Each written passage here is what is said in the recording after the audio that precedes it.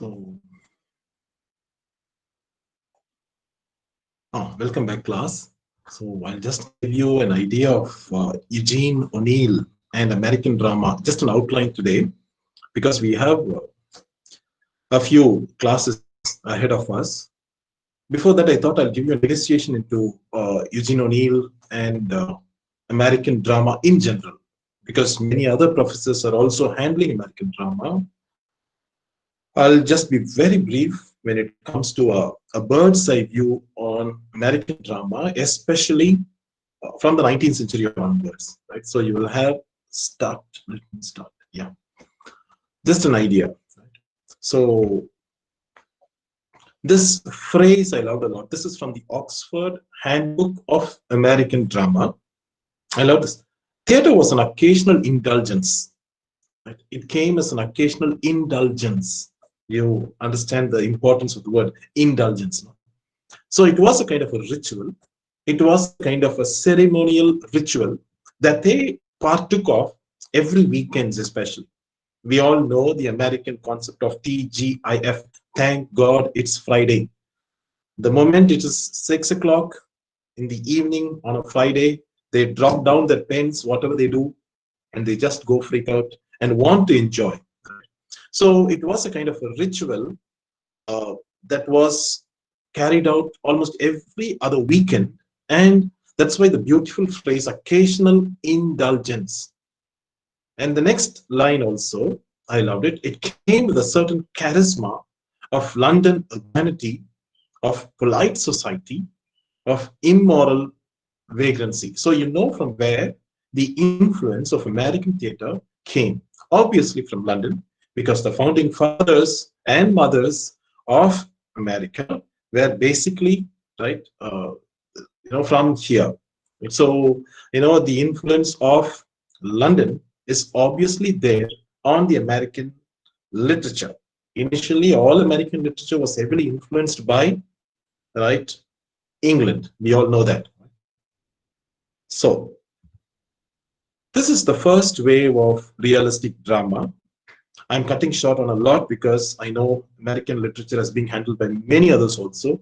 So just a focused approach on the outline, a bird's eye view. How realism?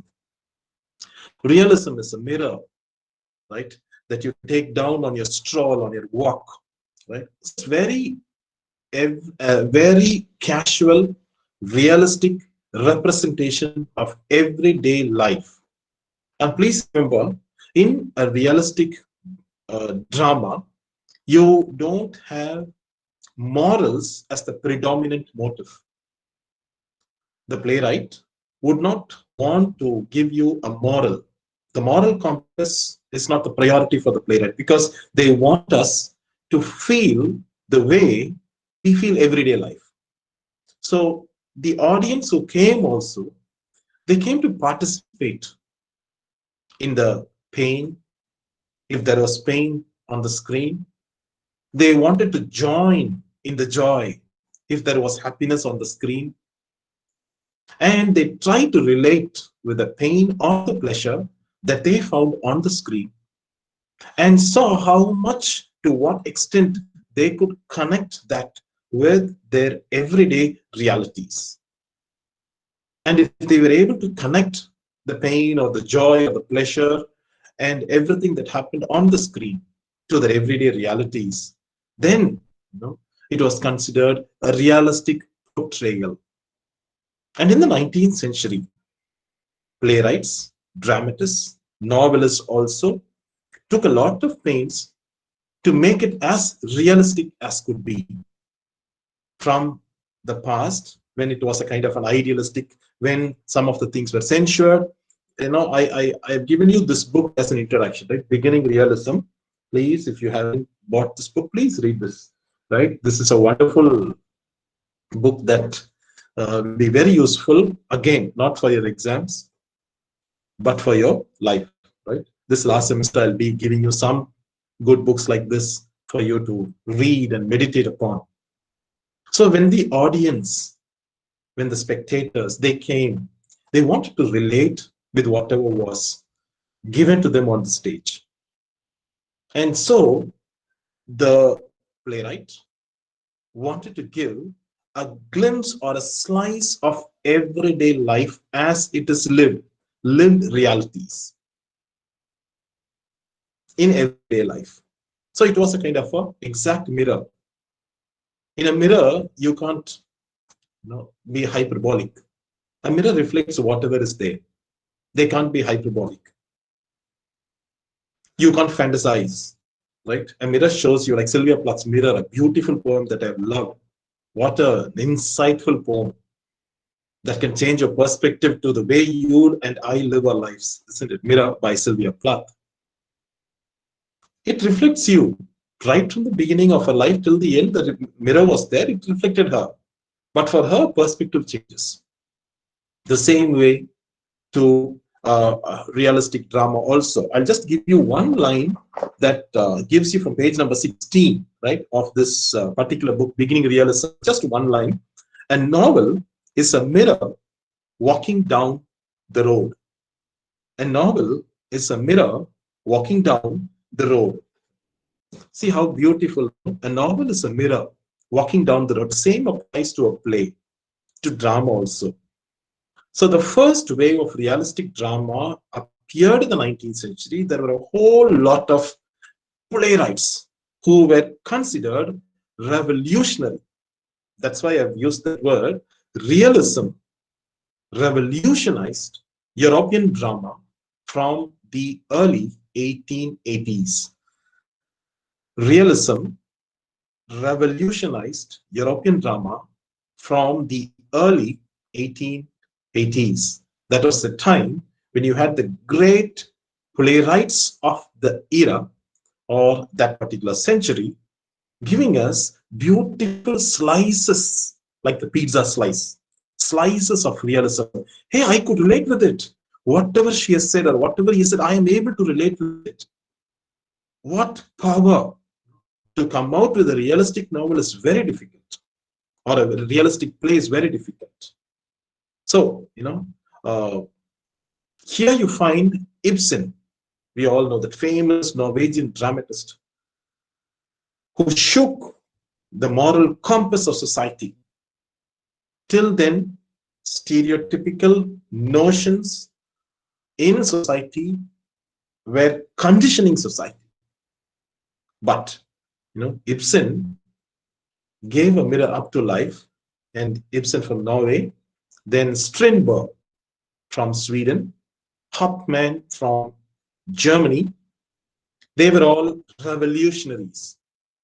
And I would suggest that you read some of their works, their plays also. And below you have two, again, from different parts of the world. Again, Shaw from Ireland, an Irish playwright. He gave us the theory of life force, man and Superman.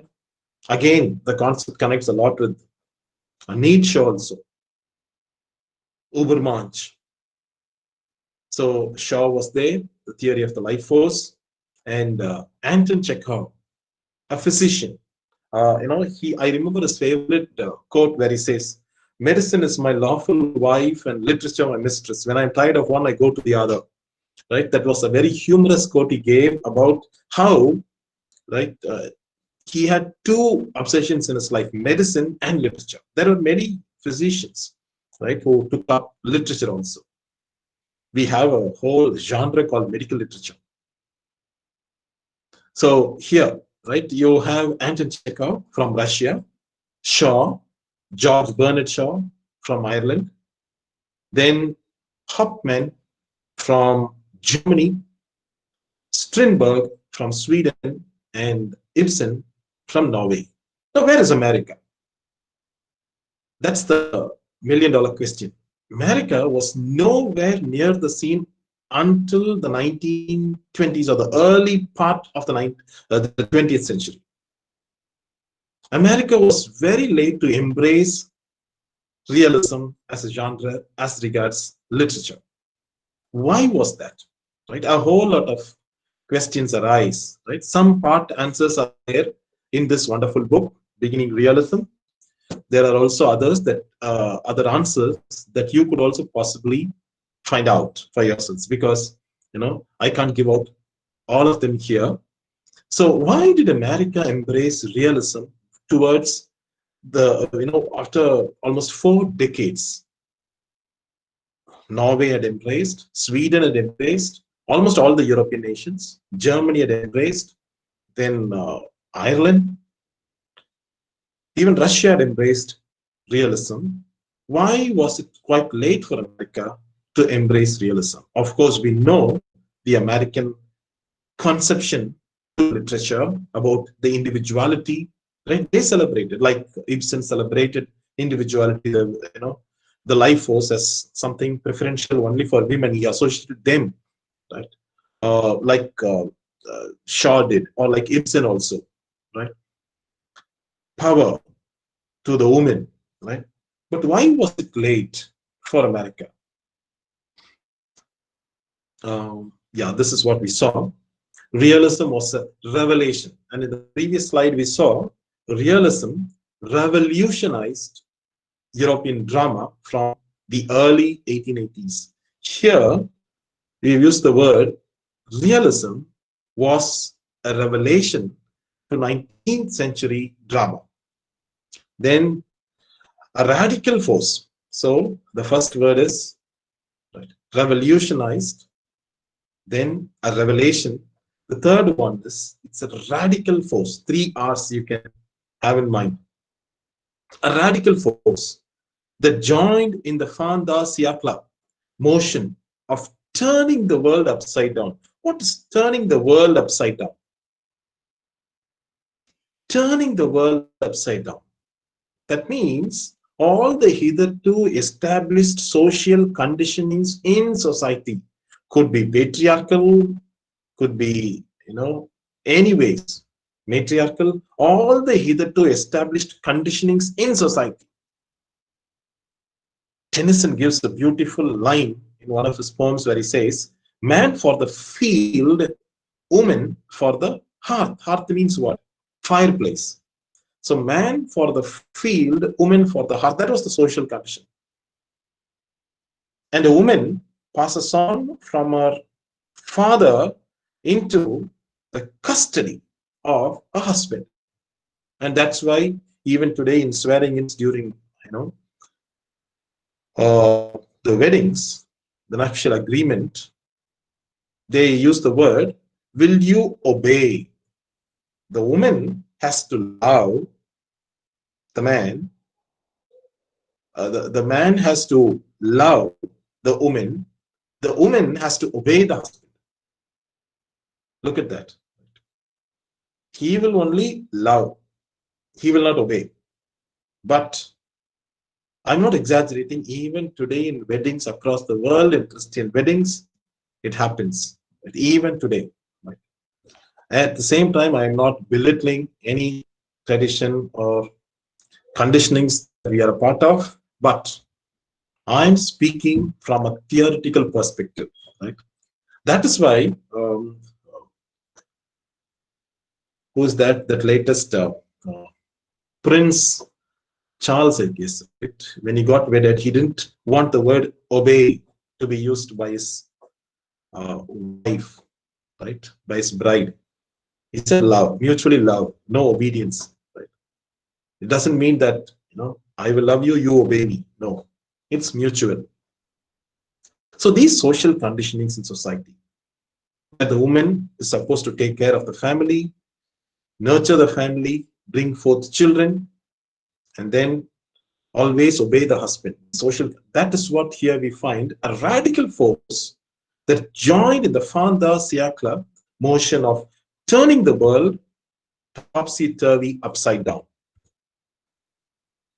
And this is what the topsy-turvy means, right? One foundational social institution was questioned. Foundational social institution. What is a foundational social institution? For example, the foundation of family. What does a family mean? If I ask you the definition of a family, what would you say, for example, right? Excuse me. You would immediately say a family is a collective of a father, a mother, and children. Who said a family could also mean something else? A family of friends. Why should a family connote only this? The nation as a family, the society as a family. And even when we say a family, we always tend to sideline or leave out nature as part of a family. The word community that we always criticize or critique in bioregional studies or eco-criticism. Community, define community. Oh, I am from this community, you are from that community. A community, again, doesn't include, right, the nature component to it. So the word family, the social institution, the very foundational social institution, even today when a wedding happens for a person, the first, right, important occasion for a person in their life, they say. So everyone starts coming for the wedding. Invitation is given to everyone. When that person finishes graduation, when that person gets a job, no one bothers. When the person gets wedded, it's like, something great is happening.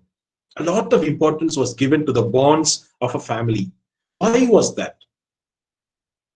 It was an institution, right? Again, look at that. There was a joke that says, no, marriage is an institution, but who wants to live in an institution?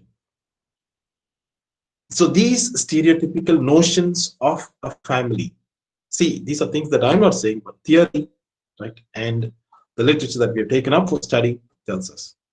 These institutions, who made them or who constructed them? The first question that they ask you after you finish your PG is, when are you going to get married? Isn't it? The most, I've written a post on that in my blog where I said the most shamefulest question that a person could ever ask another person is, when are you going to get married? As if they are going to give you 10 lakh rupees for you to get wedded. What a shameful, what a stupid question a person could ever have the guts to ask another person, when are you going to get married? As if that person were born in this life only to be wedded to somebody else. I look down on people who ask this question to anybody else. Every year, at least 5 to 10 students from the PG classes come with tears to us teachers and say, sir, somehow find us a PhD program. I don't want to get married. But in my house, they are trying to force me into a marriage. Even last year, 2 students came to us like that. They want to force you into a wedding that you don't necessarily like, because it is an institution. It is a social institution. Come on, let's forget literature, right? Let's talk, because this is the last semester for you. Let's relate or connect with the societal aspect of literature also. And these are social institutions or the normatives that theory criticizes. Remember that wonderful chapter in beginning theory where Peter Barry tells us the basic givens of our life, the normatives, the norms, social norms. If you're not married by 25 or 28 or 30 or 32, you are doomed. Pavam. He doesn't know how to live his life. Poor guy, poor girl.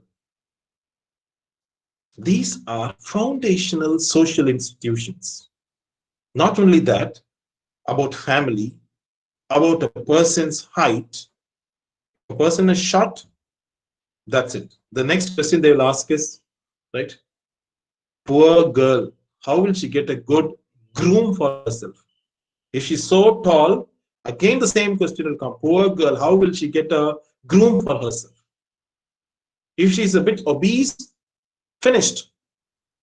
Foundational social institutions that are prejudiced perspectives of individuals from looking at reality the way it is. And there was nobody in society to question these foundational social institutions within quotes. They say, the pen is mightier than the sword. The pen is more powerful. At times, scientists could never do that. Of course, 1859, November 24th, Charles Darwin came out with this wonderful book on the origin of species, where he talks about the survival of the fittest, how species evolve over time, etc., etc. But he couldn't convince us about these pertinent, pernicious evils that were lurking in all corners of society, where a person, if she wants to be a spinster, finished. Why? What happened? Didn't you get a good groom? If a guy wants to be a bachelor, again, or even again, in married households, if there is a problem in a family and the girl or the boy wants to opt out of the wedding, the next question that they will ask is, she doesn't know how to live a life, isn't it? Or he doesn't know how to live a life. See, these are all foundational social institutions. And who's going to bell the cat? Victorian modesty, Victorian prudery. We all know how it conditioned society and culture and identity in the 19th century, till the 19th century. Prudery is a kind of false modesty, a garb that you put on yourself, a cloak that you put on yourself. And these foundational social institutions, how degenerate they are, how retro they are, how bad they are. I've heard many families, right? They want to marry off their daughter the moment they finish their PG, sometimes even their undergraduation. And after that, they don't bother about what happens to her. We have finished our duty. That's it. They don't bother whether the girl is happy there, whether she preferred that wedding. 2 weeks ago, a video surfaced of a girl before she committed suicide. She made a video where she said, without my consent, you had me married. This happened in Tamil Nadu. Right? Without my consent, you had me married to a guy whom I didn't love.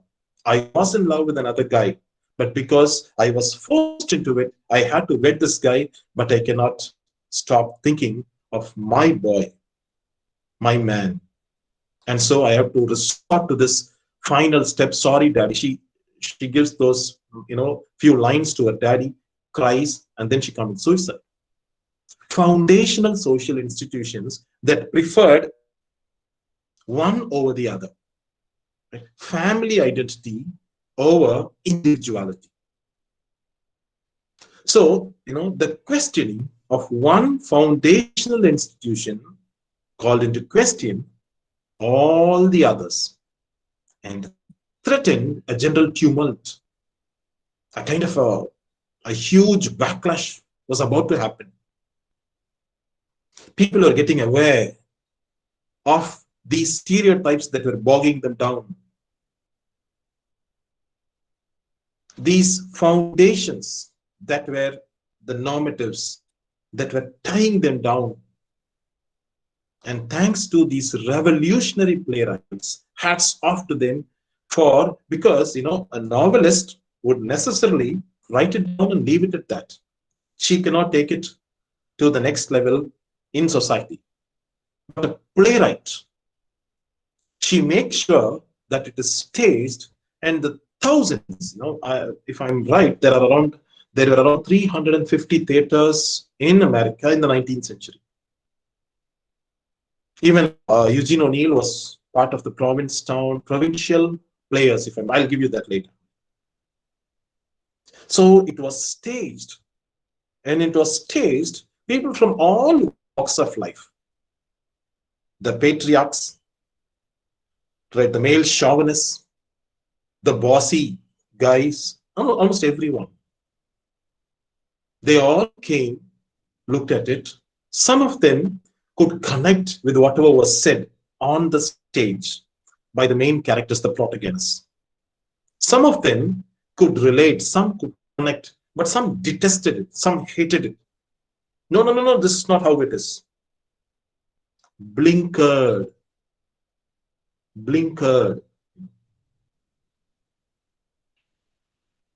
conditioned to think a particular way, and they cannot come out of it. My perspective is the best perspective.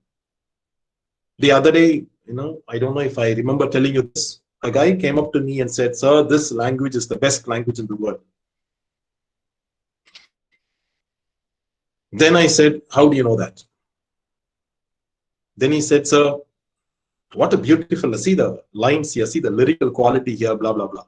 Then I asked him, "Have you studied this language? For example, have you studied the literature of Telugu?"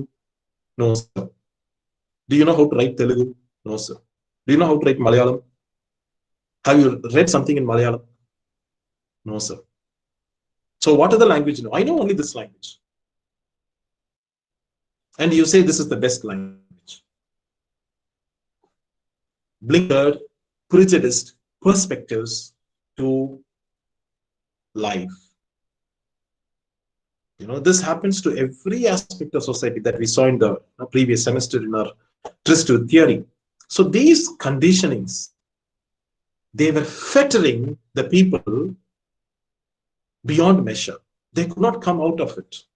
So it required guts from a few revolutionary playwrights. A few revolutionary playwrights like Ibsen from Norway, Strindberg from Sweden, and Hauptmann from Germany, right?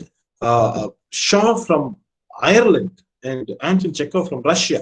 Please read this book, The German Genius, a wonderful book, to help you understand something connected with realism and expressionism, how it started off there.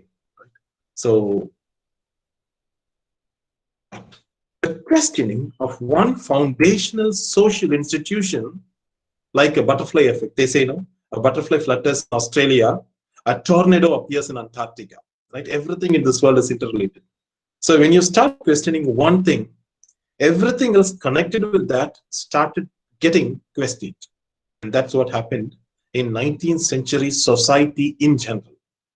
Most of these, that's why I've highlighted or underlined those four words. One, foundational social institution. One, foundational social institution. It is a social institution. A family where a girl has to be submissive. We all know about the novels that were written in the 19th century that emphasized the role of the family or the woman as part of the family, the priority of the woman in the family. Up until even the 20th century, we find that. Right. This is a wonderful sentence that allowed from this cultural historian, right? Barzan. So you can also screenshot it if you want. You can read it back if you want, again from this Oxford Handbook. Right? Ibsen's play supported the new thesis that the most admired virtues and revered institutions were obstacles to the good life. Obstacles to the good life. So marriage doesn't necessarily mean the good life. Or a family doesn't necessarily mean a good life. Some people think, if only if I get married and have a family, I'll lead a good life. No, doesn't mean. Then what about the thousands of sadhus, the yogis, the sannyasis, the priests, the nuns who have devoted to a life of celibacy?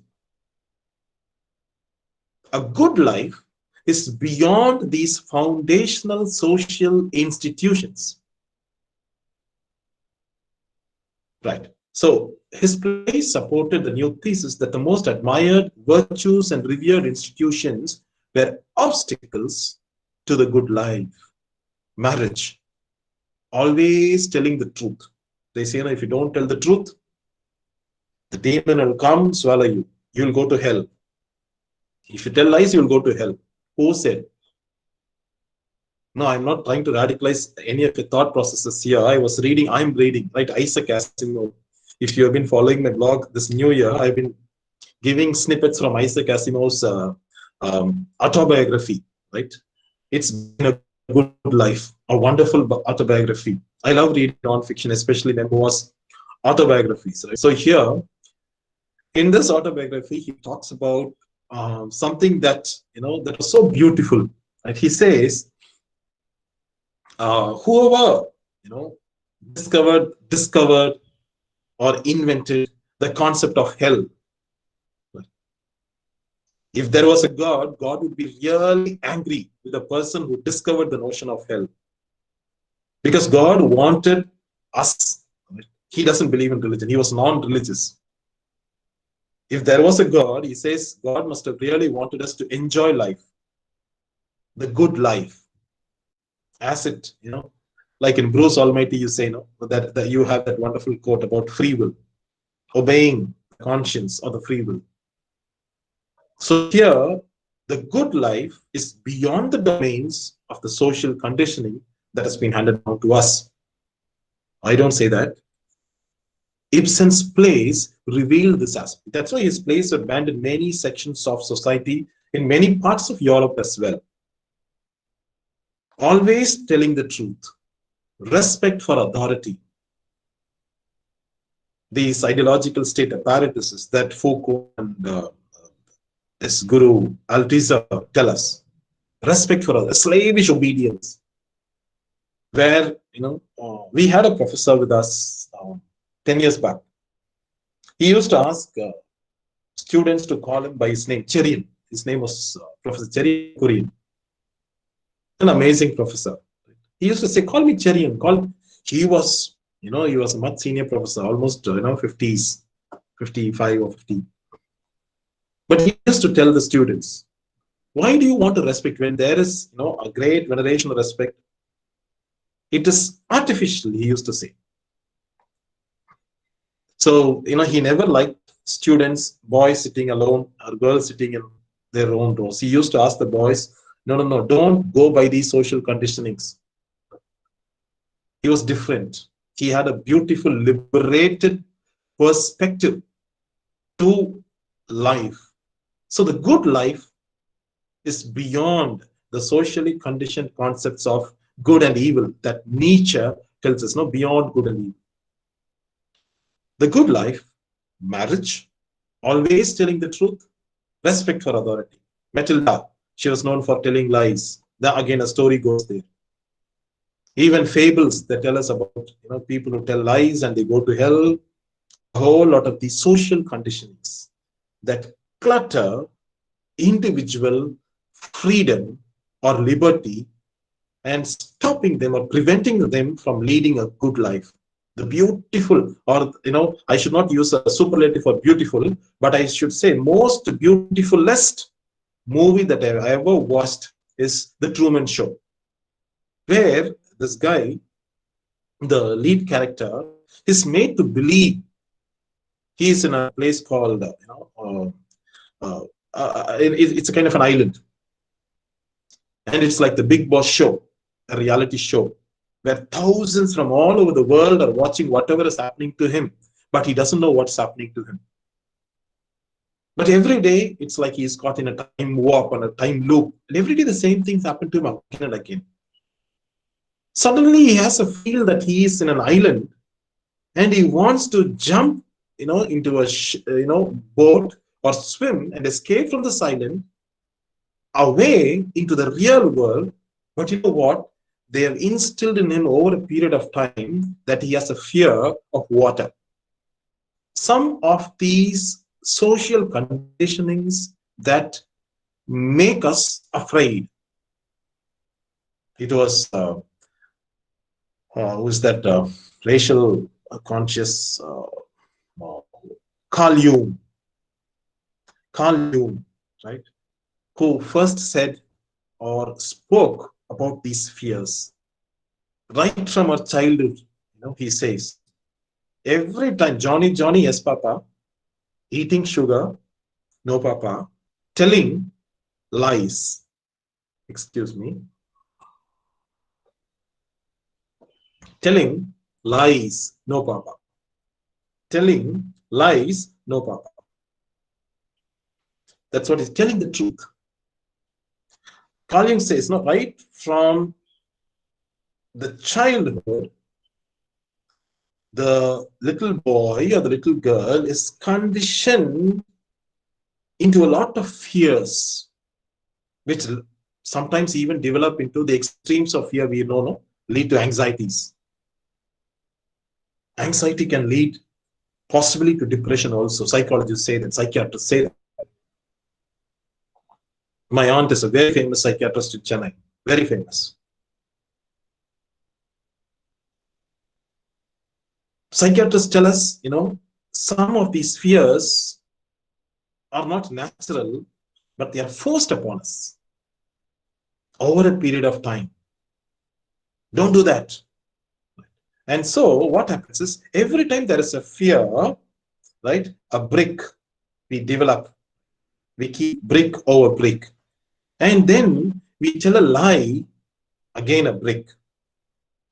Right? All these fears make up a lot of bricks that one fine day you'll see a huge wall in front of you. A huge wall is there in front of you of your own building. You have built that wall filled with your fears that tomorrow someone says, hey, you can pass your net. No, no, no, I can't. You can come forward and speak in front of a huge audience. No, no, no, I can't. Who built these fears? You, because of a societal conditioning. What will happen if she laughs at me? What will happen if he laughs at me? What will happen if I commit a mistake? That's it. Society will laugh at me, curse me, and dead. Societal conditionings. What will happen if I commit a mistake? Oh no, I shouldn't commit a mistake. Do you think you are a robot that you won't commit a mistake? Every one of us is human. We all commit mistakes. If we don't commit mistakes, we are divine. They should keep a big statue for us, and every day all should come and do pujas for us. But we are all humans. All of us commit mistakes, and we should celebrate those mistakes that we do. It could be a mistake in a sentence. It could be a mistake in a speech, in a lecture, or in a play, in a dance move. So what? I'm a human being. I make mistakes. And these fears prevent you or prevent me from giving my best to society. You can write a novel. No, no, no, I can't write a novel. That's not for me. This wall prevents you. You can do your PhD on this. No, no, no, I can't. I'm not made for that. No, no, no, not. Please, please, please, leave me, leave me, leave me, leave me. Who says that leave me? The societal conditioning, the foundational social institutions that have conditioned you, right, have made you say like that. I am a girl. Don't expect me to do higher studies. I am a girl. I should get married here next year. After that, I should have children. Otherwise, the family will curse me. Foundational social institutions. The most admired virtues and revered institutions are what? Are obstacles. The world will look up to those who rise above their pettiness. Because Ibsen rose up above these foundational social institutions and questioned them in society, even today, decades and decades, ages later, centuries later, we still venerate, celebrate, extol this great playwright. So Ibsen's play supported the new thesis. It was revolutionary, it was radical, and it was the new thesis that the most admired virtues and revered institutions were only obstacles to what? To the good life. Right? He gives an institution of marriage, where towards the end of the play you find she walks out last semester, I think, not last semester, the semester before last, the second semester, I think we did the play, isn't it? Doll's House. Right. And the next one, all ideals in the abstract are causes for disaster. Right. One of your classmates, right, wanted to do on the sublime or not sublime object of ideology, but on Slavoj Žižek. Again, he talks about the concept of ideals, how they become ideologies, and how they condition you and condition me and condition every one of us. If a person, stutters when they speak or fumbles, right, when they walk, you slip, you fall down. Natural. We are not robots. Or comes late to class, for example, 5 minutes late to class. What happens is, I've seen some of the students, they start crying. Why do you want to cry? You are 5 minutes late to class, that's it. But why do you want to cry? There was a student, right, who got lesser marks in a paper, in his or her, right, paper. And she couldn't come to terms with the fact that she has got lesser marks. She started crying. Sir, I didn't expect these marks. I want good marks, sir. As if your identity is determined by the stupid marks that you get in your CA test or in your semester exams. Has anyone asked your HOD or principal or your senior teachers, when was the last time someone asked them about their semester marks or BA marks or MA marks? No one is going to ever ask you about your marks anytime in your life. It's just a number. But this girl, inconsolably crying. Why? Because these ideals have conditioned me. Poisoned, I should say. All ideals in the abstract are causes for disaster to what? To the good life. To individual identity or liberty. And ultimately to society. Who says this? Right? A cultural historian, Jacques Barzun. So, I'll finish with this. In the new plays from Europe, by all these famous playwrights, Ibsen, Strindberg, Hoffmann, Shaw, and others, the whole structure of conventional morality is revealed as a sham. Cellular Hall motto: sincerity, not sham. Some of you, if you have gone to Cellular Hall, you must have seen. Some of you must be Cellurians here. I stayed in that Cellular Hall room for 2 years, right? 100 and I'm not sure, 76 if I'm right. Yeah, that huge room, special room, as a resident staff. So in Cellular Hall, we have the motto: sincerity, not sham. But look at this. The whole structure of conventional morality is revealed or exposed as a sham. By the end of the play, by the play's end, the audience's comfort has been removed. It makes us uncomfortable. It makes us think. So all these days, I've been in an illusion. The audience's comfort levels have been removed. They have to look elsewhere for a moral compass. This is what realists don't do. Realists, realistic dramas, realistic novels, they don't highlight the moral compass at all.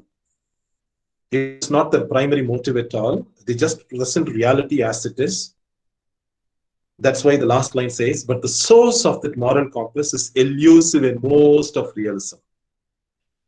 We'll stop there for now. Maybe you can also do some reading on the realistic mode. In the next class, I've given you another book, right? A wonderful book, The German Genius.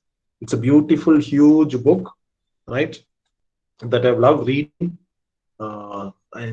You will also love reading, right, this book. It will give you the foundations of how it all began. Right? So that's all for now. Thank you. If there are any questions, you can ask me now, or we'll continue in the next class after you do some groundwork or homework. Thank you.